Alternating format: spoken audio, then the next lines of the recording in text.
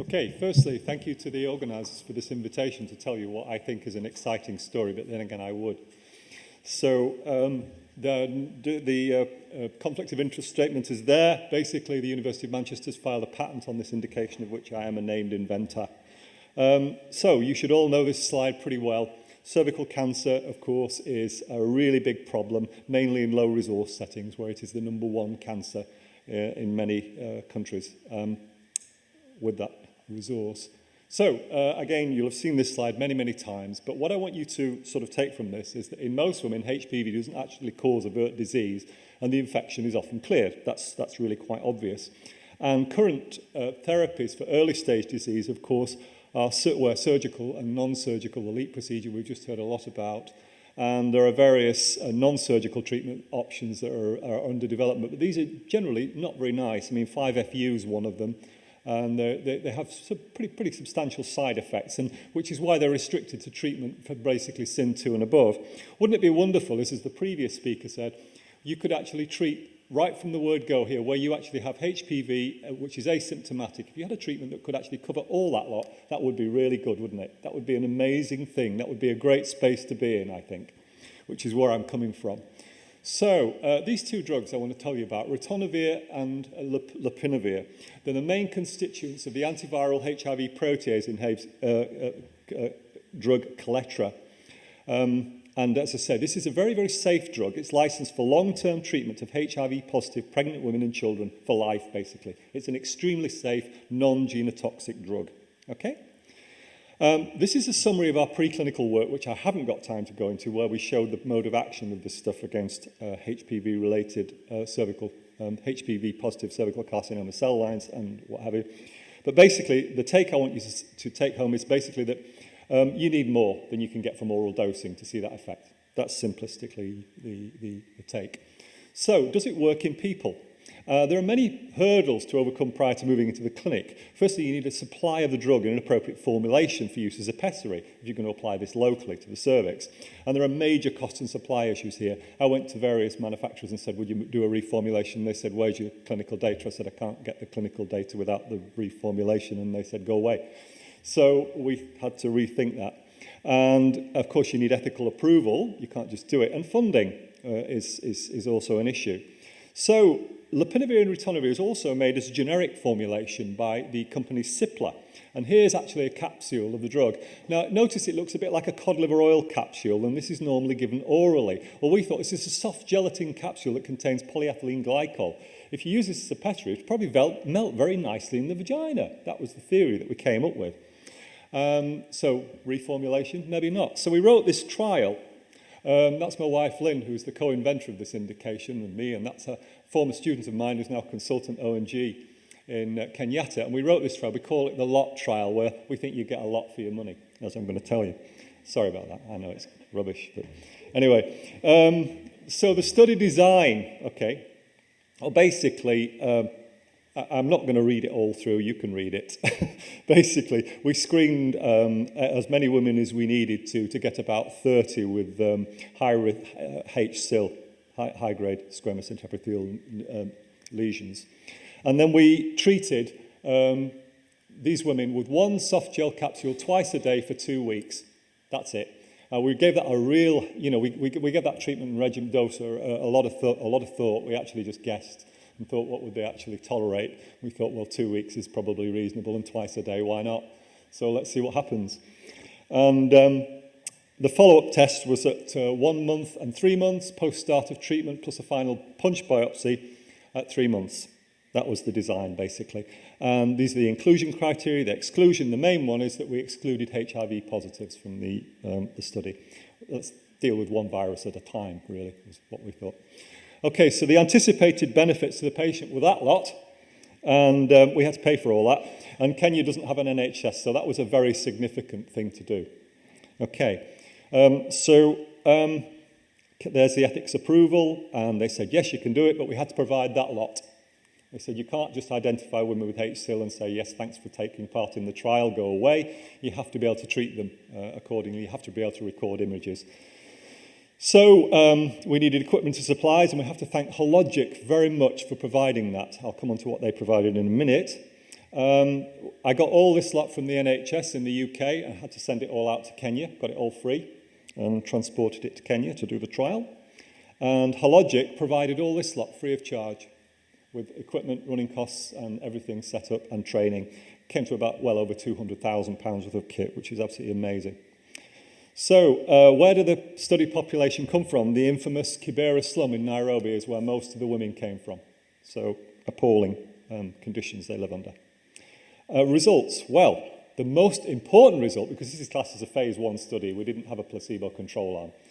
The most important result, of course, was, well, let's deal with the population first.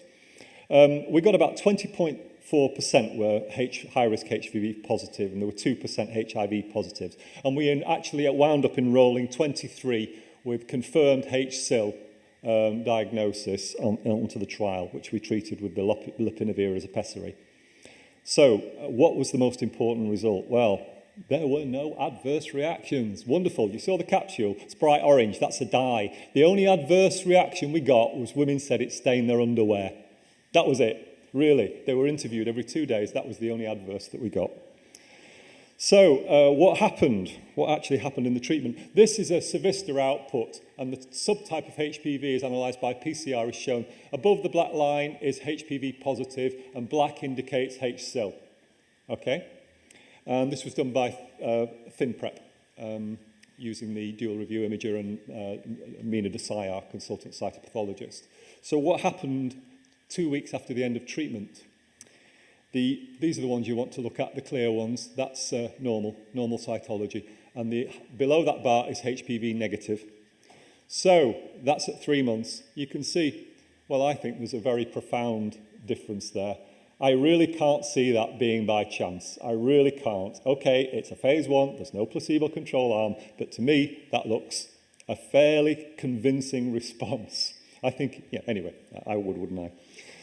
So, what does it look like as a pie chart? Well, that's the HSIL, that's the cytology result there. So we're talking about 64% went back to normal cytology within a month. From HSIL that was confirmed by one of the best cytopathologists around using ThinPrep and the related Manchester cytology practices. So how does it stack up with histopathology at 3 months? Again, not much difference. Histopath is pretty close. So we're talking about an 80% response, either to low grade or normal cytology or histology. So what does it actually look like with Villi? Okay, well, this is an indication of the treatment response. That's pre-treatment, 1 month there. You can see the lesions are regressing really, really quite nicely. Now, it could be just chance. I admit it could. So, what does it say? Well, oh yeah, the purist someone you will say, okay, come on, what about your pharmacokinetics? This is a phase 1. Have you done anything about that? So we did take blood samples, yes. And we shipped them to Manchester, and thank God we did it before the Ebola crisis, because can you imagine doing it now, even though it's from East Africa? I think we'd have run into a few problems. Where are these plasma samples from? Africa, what? I can see there being a few issues there. But we did get them in, and we did do it, and we developed that, and basically we showed that we got a maximum of about 10 nanograms per mil of the drug, which is actually several hundredfold less than you get from oral dosing, which is a really good place to be, because you're not getting much systemic exposure, which is exactly what you want if you want a self-applied, topical, local treatment. It's perfect. So, conclusions. Well, we think it's got potential, we really do, for treating early stage just HPV positive lesions. Or not even lesions, just HPV positive would be great.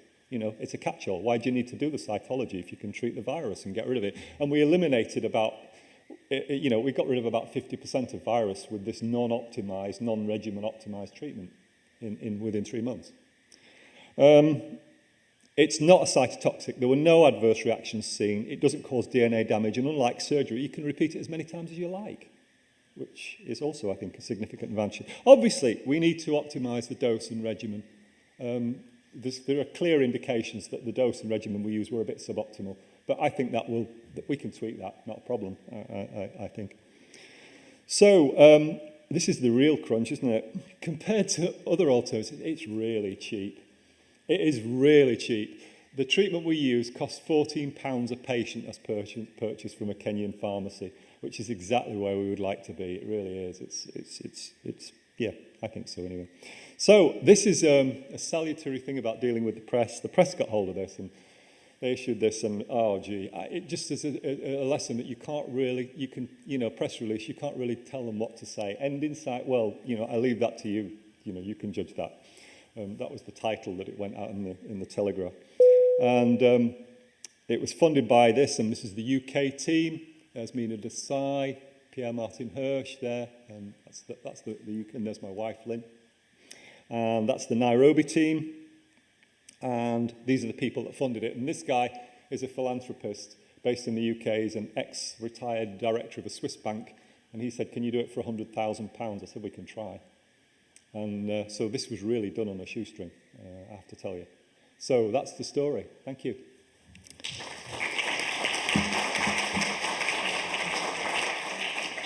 Thank you very much. Now, are there any questions?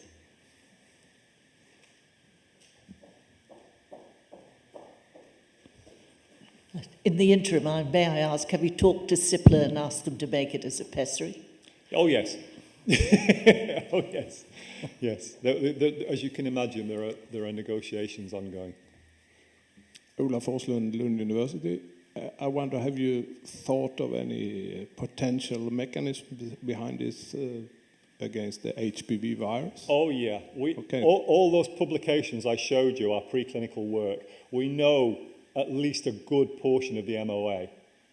We really do. We know it activates ribonuclease L, for instance, the interferon interferon-induced antiviral system. It downregulates mTOR. It has a multifunctional approach, as most antivirals do. And so, yes, we know a lot about that. But I didn't have time to go into it. I'm sorry. I have a question. It's very interesting that you can do this, but of course, what happens naturally, hopefully, in many people is that they generate an immune response. Of course. So it would be really interesting if you could show that there was some component of immunity involved in this treatment. Yeah, I agree. Because that would really give it some welly, I think. Yes, absolutely, Pete. I agree. Couldn't agree more. Okay, I think, unfortunately... Oh, there's one more. You mentioned that Kaletra is a relatively safe medication, but actually in HIV-infected patients, as a protease inhibitor, is associated with some problems. Oh, I know. For example, increased dyslipidemia. Yes. It is associated with that. In some patients can develop hepatitis as well. Yes, I know. Also, you plan to use this, obviously, in low-resource settings where HIV is very prevalent still, despite the availability of antiretrovirals. Yes. And the use of monotherapy, particularly protease inhibitor monotherapy in patients that are not diagnosed with HIV, could actually risk the treatment of HIV because they can develop resistance. Which is precisely why we were delighted when we saw the maximum concentration of 10 nanograms per mil in the plasma from women using it administered in this way as a pessary, because that's way below the therapeutic level required for HIV. And did you test all the women for HIV, all the women that were participating? We did. Yeah. Yes, of course we did. Yes. Yeah. Thank you. Thank you very much, Ian.